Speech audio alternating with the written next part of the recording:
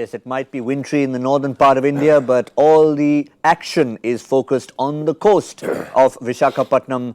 Very different weather from what we have up in the north, and it's, well, the Indian team may be feeling a few chills. 1-0 down in the series. This is the second ODI, but it just seems that every time India are under the pump, they come out with a strong performance. But we'll only be able to tell after 100 overs or close to 100 overs as to what happens. My 11 Circle presents Cricbuzz Live. In the studio with me, Joy Bhattacharjya, Simon Doull. Welcome, gentlemen. Thank you very much. Nice to be back. India just seems to thrive sometimes when they see, you know, it's against them. It's almost like a football team who seem to come up when the opposition scores a goal first. It's very interesting. In fact, a lot of teams say that, coaches, you always try and motivate your team. So a lot of international coaches, and this is not just in cricket, they say you can lose a match. It's not that much of a problem because it's going to happen once in a while. Try never to lose 2 in a row. And I was just looking back at the records and I saw that 2006 is the last time that West Indies won 2 ODIs in a row against us. So I think since 2000, for the last 13 years, they've always managed to bounce back with the next one. So it's important. I think that's the message Virat must be saying, that, okay, we can lose one, you're hit with a, absolutely rock star batting performance. Don't let it happen 2 days in a row. But of course, the toss again hasn't gone India's way. So it's up against it in every sense. Yeah, I mean, Kohli mentioned that the pitch looked a lot better than he thought it was in Chennai. I think there was a little dig at Chennai, wasn't it, on a couple of occasions during the toss there with Karthik. But he said it looks a lot better. It's not going to be as difficult maybe in the second innings or in the first innings. He thinks it just runs aplenty. So put plenty on the board and hope that the bowlers can do the job. They've changed their side a little bit. They've picked 5 genuine bowlers, which I like, and we've talked about that a lot, haven't we? Just picking 5 genuine bowlers. Yes, one of them in Jadeja can actually bat, and you do have an option of Kedar Jadhav. But Shardul Thakur coming into the attack for Shivam Dube, it's a genuine bowling option, and it gives India 5 bowlers to bowl 10 overs if required, and they can throw Jadhav the ball if they need to at any one stage. So I like it. If they need to, and that's the question, because you could see West Indies were very conscious in targeting that 5th/6th bowler. Yeah, I think the West Indies had a policy, and the other thing is, I think what Virat said very clearly up front, that the talent that this West Indies side has, you can't contain them. You've got to get them out. If these guys like Puran, Hetmyer, these hang around, they're going to get to the runs. So there's never going to be in a situation where you're going to say, okay, so the normal Indian thing of strangulating teams and getting wickets may not happen if these guys hit so freely. You have to take wickets against them. You just can't cramp them up.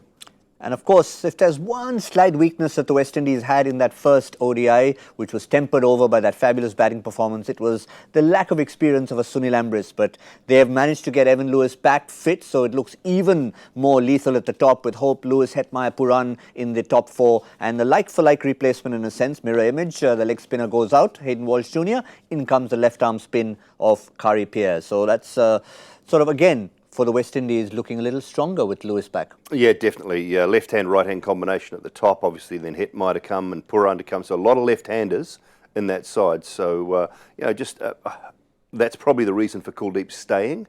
And I know he didn't have a great game in the last encounter, but that's probably the reason for him staying. Another left-hander coming into the side, so it gives him more options to take the ball away from the left-handers if required. But it's a stronger-looking West Indies side, which should bode well for them, but will it?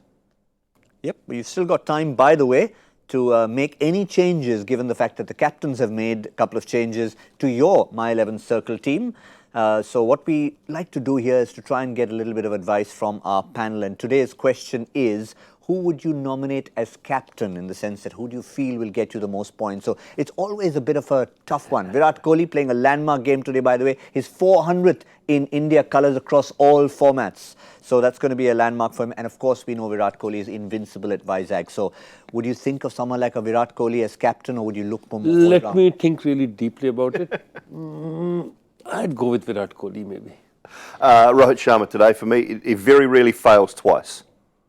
Or even 3 times. So to me, make him your captain today, opening the batting, great surface. I think he might stand up today. Put a performance on the board. It's always interesting, just like having Shardul Thakur from Virat Kohli's point of view. Sometimes in your My 11 Circle team, having one solid performer in one department helps, rather than saying the temptation for an all-rounder, the Kemo Pauls, the Kyron Pollards, whoever it might be, who might give you both aspects of the game. But there's an interesting little pattern in Vizag, by the way. We were just trying to look for the history of matches played there. Every single time the West Indies have not only played there, but it's been the second ODI since 2011. Have a look at that. India won the first one. That one exception was the third ODI. They didn't like it, so it should have been the second ODI. Yeah. So it was abandoned. That was, of course, the cyclone in 2014. But otherwise, what a pattern. Yeah, it's interesting, isn't it? And I mean, certain sides you take to certain areas and certain places because you've got good results against them, and maybe it's just how it works out. I don't know whether it's a genuine plan from the BCCI, but sometimes you just end up playing in the same place a lot. I know we always sent Sri Lanka to Dunedin because it was freezing cold. So let me tell you, the Indian board never thinks that through that much. It's basically rotation policy. But what does happen though is they tend to send teams like West Indies and all to places where they think even the West Indies would draw crowds because India is playing. Yeah. You know, so you send them to stadiums where you make sure that, okay, whether the West Indies, even if Scotland came up, the crowds would come at, Vizag. I mean, that's probably a good reason for them to go there. Well, India returned the favour by sending New Zealand to a place where they'd get an upset stomach. You'd have half the team was out there. I think that's when Jeremy Coney came out. Oh, was 1988. that? Yeah, that was 88, but that was one of those. That was in Mumbai, wasn't it? Yeah. Yeah. I do remember playing in Guwahati a lot. Yeah. I think New Zealand played in Guwahati quite a lot at different times. Yeah, and the hotel wouldn't have been flash in those The thing about days. India now is there's so many international venues. I mean, we haven't got the stats with us. There must be 14, 15, 16 international venues, at least 16 test venues now in India. So, there's so many choices to go around now that I guess that must be a pretty tough juggling act to get it right. The other question, gentlemen, is the match today more important than tomorrow's match? I was, in fact, when you showed me the list, you put out the West Indies team, I thought that was the IPL auction list. So I was looking very carefully and I said, no, Pollard shouldn't be there. He'll take off his name. He's already there for the Mumbai Indians. Yeah, so, I mean, everybody will claim that, it's just another match. What is happening tomorrow? We have no idea. The fact is, these players should consider themselves lucky that just 24 hours before an IPL auction, you can actually have a stage to remind people with one more performance. And there are teams we know, some more than others, who tend to go by that last-minute performance.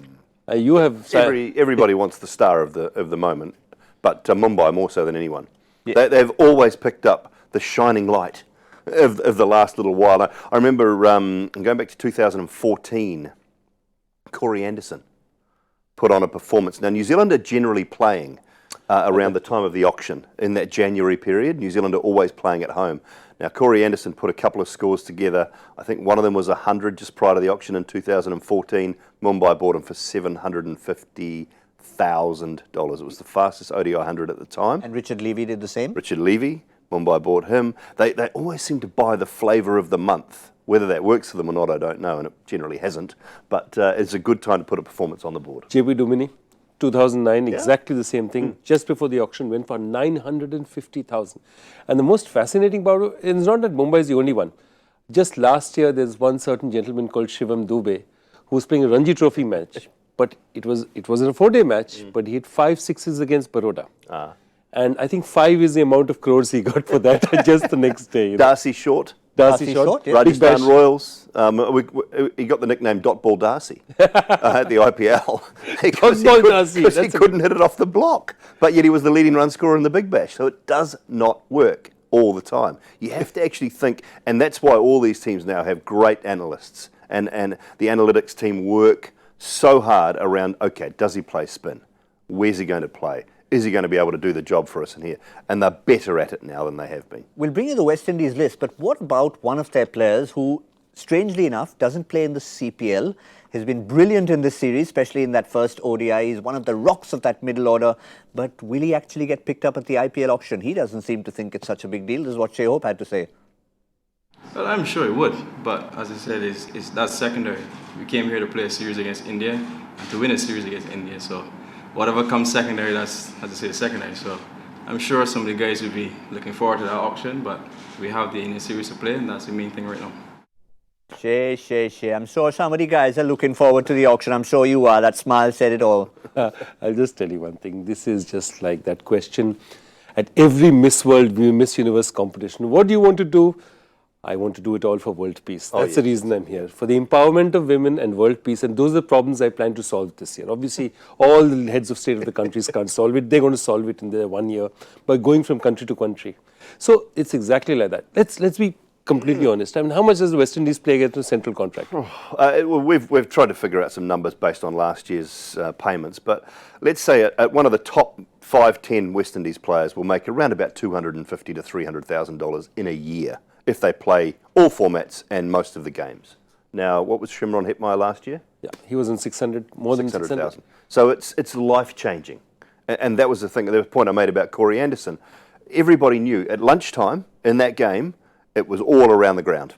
He knew, his mates knew. Trent Bolt was the same when he went for, I think, 800,000 or 900,000 to Kohli. Yeah, he went big. Big money. Everybody knew within 5 minutes of the auction, it was all around the ground, and the players all knew. It is life-changing for some of these guys. So to say that they're not thinking about it, they're lying. You know. The only time I've had the experience of this happening was a Bangladesh game was happening, and that's the time Mustafizur was picked up for the first time. Sunrisers.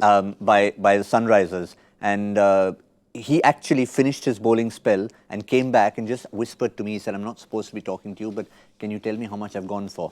And I honestly, I didn't have the information.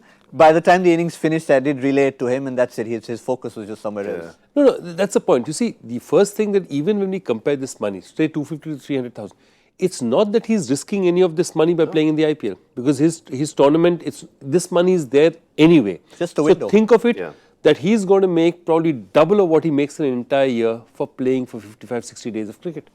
And it's a game changer, and it's a game changer enough for people like, let's face it, there are few players as honest, as patriotic as, say, a Brendan McCullum.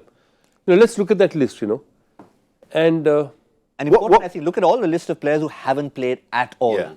Hope, Cottrell, Hayden Walsh, relative newcomer. He's someone who could actually be picked up by someone. But they're all based around that 50 lakhs as well, which is what I like. I mean, some players, their expectations are way too high. Now, who will go out of that list? Sheldon Cottrell's a must. Any team wants whether they want to use him up front or whether they want a backup opening bowler, at 50 lakhs, he is a must for mine. Alzari Joseph, I think he'll go again. He had a great time of it last year if he's fit. Brandon King, I think at 50 lakhs, if you pinch Brandon King as a backup opening batsman, 100%. Now let's just point out to you and everyone else that the list we've put up is the players who are actually playing in this ODI series. Yes. Kedrick Williams also added to that list, so he's someone who could go, and Dendell Simmons. Jason Holder, do you want a backup all-rounder if you're going to spend a lot of money on a Stoinis or Chris Morris or someone like that? Do you want to pay 75 lakh for Jason Holder? Possibly. He'll do you a job. Absolutely. And in fact, that's the interesting thing. You look at this list and you say there are two kinds of things when you look for IPL list. One is who are top of first 11 players. And you tick them off immediately. You say, okay, Cottrell's likely to be a first 11 player, Hetmeyer likely to be a first 11 player. But exactly just as important for the teams as Jason Holders, who could be a backup seamer playing at 7, may not be in the first 11 to start with, but suddenly you say it's useful. Or at certain services, you want that extra stability. Bit of leadership in that dressing room. Absolutely. And the other thing about that is you look for off the field as well. Okay, so who's going to be a great team man if he's not playing? And that's what gets some of these guys into a squad. Jason Holder, terrific, lovely guy, great team man, will give you everything at warm-ups, at training, you name it, even if he's not playing, and will add that experience, as you said. Some guys are not good when they're not playing. They're disruptive. They get down on themselves. They get grumpy. They sulk. That will also play a part in not being picked up. So you have to be a terrific team man, because not everybody can play. 4 overseas players only. And there's some guns. There's some guns out there. And just before you make your point, the marketing factors added to it. One is a Jason Holder who brings something. Then you've got a Chris Gayle who you'd want to pick up no matter what, because of everything else he does in and around. Absolutely. There's part of it is a showmanship. This thing it plays. Also, look, that's one is marketing outside. The other is marketing to your team. You like a guy. Who's the guy that your team manager, your owner wants to have a drink around with and take it to a party? It's important. It's not going to be Shimron Hetmeyer. It's likely to be a Chris Gayle. So those are factors as well. But what he said is very important. One of the toughest things is, because see, if you're 7 Indians, one of the toughest things is saying, looking at that player, see, never in their country, say a Brendan McCullum would have never been dropped in his life. He would have never been. He's sitting in an IPL final sitting out. Why? Because Balaji's got injured. India has to play a pace bowler. Bisla has to play. So Brendan is not even used to that kind of a situation. And a lot of these players like that, they've said, I've never been dropped in my life. How on God's earth can I be sitting in the bench? And it's a real test of who doesn't sulk at that time, which in the long run makes them IPL. And that's why the two guys on that list for me, Sheldon Cottrell, Jason Holder. Great attitudes. Brilliant. And they would be the first two guys I'll be looking at from that list to get picked up. I can tell you one example that comes to mind from this sort of a scenario. What you were saying was a Kumar Sangakkara. I watched him, 7 games on the bench for the Dhaka Dynamites in the BPL. And every time I would ask them is, how can he not be playing? He said he's more than happy to play a leadership role. He knows that with the mix of those 4 players, with the Sunil Narayan in there and certain players, Lasith Malinga playing in that same 11, he just didn't fit in there and he was fine. Yeah, it requires I've been benched tomorrow for the auction. I mean, you know, I've got to sit at the hotel. I'll just take it in my stride and I'll sit back at the hotel and, you know, I won't sulk. I'll be behind the boys tomorrow and it'll be good. I'll be back for the third and final ODI on Sunday. There you go. Perfect example. Dooley, we'll have a drink together. I think we will, and we'll watch the auction in the bar. Well. Yeah, and we'll watch the auction in the bar over a lemonade. Absolutely, absolutely. But on the subject of lemonade, somebody who enjoys a good lemonade, provided of course it's free of sugar, is Virat Kohli. But he does enjoy batting at Vizag. Those numbers are simply phenomenal. I mean, there are times we talk about Rohit Sharma and Eden Gardens and so many players in the grounds that they like, but look at the V at V, Virat at Vizag. It's just the hundreds that he's got in there, and looking at formats, across formats, ODIs, Test and T20 internationals, but just focusing on ODIs, some of those numbers have been phenomenal. 118, 117, 157 against the West Indies in 2018. So this will be another factor come India setting a total under pressure, 1-0 down in the series. I think it will, and I think he has a point to prove, and I think he is one person who'd want to really go away from the distractions, because let's face it, financially Virat Kohli is set for life, has been set for life maybe 3 years back. You know, I don't think he needs to bother about that. And he kind of is already part of an IPL team. Yeah, exactly. So he doesn't need to bother about all that. So he needs to he's probably telling the dressing room, cool it. Those guys are worried about it, not us, because so many of them are there. Only Nicholas Pooran has a contract right now. So that's what, and a Pollard of course. But he's going to tell them, let them worry about it, let us worry about the game. We've never lost 2 in a row to them the last 13 years. I don't plan to start now. And he will lead from the front. And exactly, he and Rohit, the seniors will lead, because if you see it, India's success, whether we like it or not, you know, people have done well later. But it's really a 1-2-3 that has given us results in white ball cricket. The 1-2-3 of India is what's driven India's success. Is there any grounds he turns up to where he's got a bad record? I mean, please. True. Exactly. I think he walks to most grounds feeling fairly comfortable about things, doesn't he? Are there times? I mean, that's brilliant. Forget the surface. I mean, Yeah. maybe as a bowler, you might sort of tell yourself, I like certain surfaces. But other than the surface, are there times you just look around and just feel at ease with a particular place? Yeah, I always felt that way at home at Seddon Park in Hamilton. I just felt that, whether it be for Northern Districts or for an international for New Zealand, you walk in, you get your same spot in the dressing room, it's your chair. It always has been. It feels great. There's not too many grounds around the world where you get to play at a lot that you can feel that comfortable, but you certainly go on memories. When you walk back into grounds, you go on memories and you think, gee, last time I was here, this is what happened, and I felt good, and all of a sudden your chest's out a little bit further and you feel good about it. So there's absolutely, that plays a massive role in players, and in all players, batsmen, bowlers, you name it. And add to that, 10,000 when he reached ODI runs. Was it at Vizag? Yep. He was the fastest to 10,000. I know, incredible. And that's what I'm saying. If you look at it, the one scary part about it is, you know, sitting on 70 or 71 odd centuries, that there's so much cricket still left in him. Yeah. And because of increased fitness, I mean, even if you look at 36, 37, 38, you're looking at another at least 5-6 years for him. 70 hundreds. Yep. And if you look down at everybody else in that list, none of them are playing at the moment. So he's the only one, and all he's doing is climbing up at a rate of knots. And he loves milestone games, doesn't he? And this is another one for him today, his 400th game for India across all formats. Absolutely. So he loves, and he knows stats, and that's what I like about him. He knows the game. He's what we'd probably call a bit of a cricket nuffy. You know, he knows the stats. He knows the game. Yeah, and it excites him. And I think that's fantastic. That's what you need. And so 400th game, chance to equal Ricky Ponting, all of these things go in his favour today. But, you know, it doesn't guarantee you success. It just helps along the way. How long before he gets that T20 I100? I tell you. T20 World Cup, he wants for an occasion? Yeah, he's just waiting. Because, I mean, the way, the ease with which he got it for the IPL for RCB, there's no reason to believe it's just a matter of time in that. He has to be in the first 3 or 4 overs, though. That's it. That's all. Oh. India have to be one down for him to be able to get 100. I mean, coming in at 6th, 7th over is very unlikely to face enough balls to get 100. But so India have to be one down early for him to get a T20 100, and nobody wants that. There you go. That's one of You those can't have things you look everything. at. You want it, but you don't want it because you need a wicket to fall in order for that to happen. But anyway, coming to India's bowling factor, which is something that we will see later on in the game because the West Indies, of course, are chasing. And we've been talking so much about Kuldeep Yadav and Yuzvendra Chahal and whether or not they should play together. People want them to play together. They've got some interesting records in terms of when they do play together and how that affects the dynamics of the duo and when they play separately. So when they're playing together, have a look at the different factors. 65 wickets for Kuldeep, 53 for Chahal. Significantly better record. So this probably proves that Kuldeep will like to have that partner at the other end and they work in tandem. Absolutely. I think that's what it seems like out here, that Kuldeep likes the pressure of spin at the other end, and a lot of spinners like it because, you know, you tend to start bowling fast together, quickly finish overs, so the batsmen are also suddenly feel hurried. 3-4 overs are gone, we're not getting too many runs, they start doing stupid things. So a lot of bowlers thrive in that. If you notice, Chahal also gets tossed a ball in a lot of, when they're playing alone, in different occasions as well. You use Chahal very differently when he's alone rather than when he's bowling in tandem with Kuldeep. Which is why probably his record is better. We've got those numbers as well.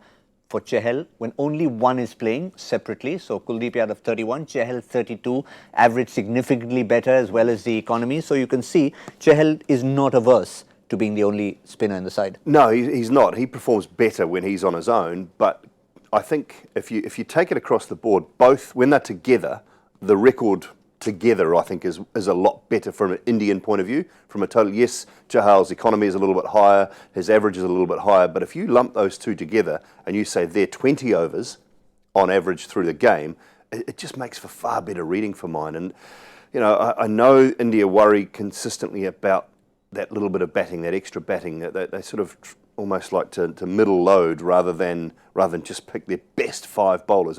And we've talked about it time and time again. Hardik Pandya makes a massive hole because he fills 2 spots. You want guys that genuinely make your team as either a batsman or a bowler if they're fit, and he probably does. And that's the key. We talk about it, bring Bumrah back, bring Hardik Pandya back, and all of a sudden you can play both the left armour and the right arm spinner, and you've got a quality lineup. 2 genuine seamers, whether they be Bhuvi and Bumrah or whoever they want to bring in, Shami and Bumrah. Then Hardik's the backup, and then the 2 genuine spinners, and that makes for a proper bowling lineup. Well, out of all the games that they played after Hardik Pandya was injured, out of the 35 games that India have played, including several at the World Cup, these 2 have played together in 16 of them together in tandem, and 6 at the World Cup. You know, look, and it was that one World Cup defeat that really, you know, set everything off. And, you know, you've got there and you suddenly say, okay, I'm going to change this plan. And this plan, which was sort of rock solid, is suddenly changed. My point is, I feel that when, and it's a strange one, and it's obviously completely from the top of my head, that when Chahal is there, I feel when Chahal is there, Virat knows how to bowl Kuldeep. When he doesn't have that other spinner, for some reason, he doesn't seem to use Kuldeep as well, and it's something that I just feel. I feel he doesn't know how much to bowl him. Maybe he's taking him away over too early or bring him in over too late. He just seems to be. Whereas when he has these 2 together, his sort of, and Virat works like that. You see, Virat is not like Dhoni, who's a great improviser all the time. You know, Dhoni is always sort of tinkering, playing. Virat is okay. This is my basic plan. But okay, if this happens, maybe I'll change a little bit of this. And he's not as good at that tinkering as maybe a Dhoni was. And I think that's why maybe having that sort of stability of both of them makes it easier in his head. Well, as far as today is concerned, we know what the deal is. It's only one of them playing. It is Kuldeep Yadav who will continue to play. And Chahal's job, if anything, will have to be done by his junior leg spinner in a sense. But let's go to our one final factor today. And what have you got up your sleeve, Joy, today? Interesting. Firstly, I thought I'd fooled everyone the last time. I hadn't. I apologize because I had the answer wrong. I spoke about Ivan Barrow, the batsman who scored the first test 100 for the West Indies. It was the first test 100 for the West Indies in England, which is why our guys got it wrong. I know these guys wouldn't have got it wrong. Otherwise, I was the idiot, not them. They got it right. So anyway, first. Fair enough. Okay. All right. What so do we let's start up. So today's question's an easy one. It has some relevance today. One player replaced another as not owner but opener. I think we're all in the IPL mode. Good one. That's a good Freudian slip Opener. on the eve of the auction. So one player replaced another as an opener in an India-Sri Lanka test series in the mid-80s. About 22 odd years later, the second player replaced the first as cricket manager and was in charge of a historic tournament for India. Okay, these are both Indian players. Name both players who represented the same state in the Ranji Trophy. So two guys who played for India, two guys who opened, two guys in the same state, and two guys who later became, one replaced the other as a manager. Who are these two guys? Both names are pretty well known in Indian cricket. Well, let me just have, it's such a long question. I want to read it one more time. Oh, this time with opener and not owner, but I think that was fabulous to keep it as owner. I know. So one player replaced another as an opener, India-Sri Lanka test in the mid-80s. 22 years later, the second player replaced the first as cricket manager and was in charge of a historic tournament. So lots of factors to remain. I'm wondering if someone's already got the answer between the time we said owner and opener. But that's the way it goes. We've got so many people clamoring to get that. Hashtag Cricbuzz Live, get your answers in. Just one thing for us to do. The My 11 Circle expert couch prediction. We don't always sit on that couch, but this time around, once again, deja vu. It's India batting first with Virat Kohli at Vizag. How many are we going for? Oh, I went high the other day. I'm going to stick with it because I think that there's a performance coming at some stage. 329. Whoa. Oh, I was also planning. I was planning to go as high as well, but 329 is, I'll lowball that, 310. Yeah, I was very tempted. I can't go higher than 329. So Well, you could. I could, yes. It could just be one of those days when they get a 350, but I'll play safe for the 299. I'll play safe. I'll probably be completely thrashed out of the park by Virat Kohli and by the rest of the Indian batting lineup, because when they want to turn up, they turn up in style. We saw what happened even the T20 internationals. We'll be back with Cricbuzz Combox in the 15th over and then again in the 35th. And of course, we'll wrap things up at the end of the first half on My 11 Circle presents Cricbuzz Live.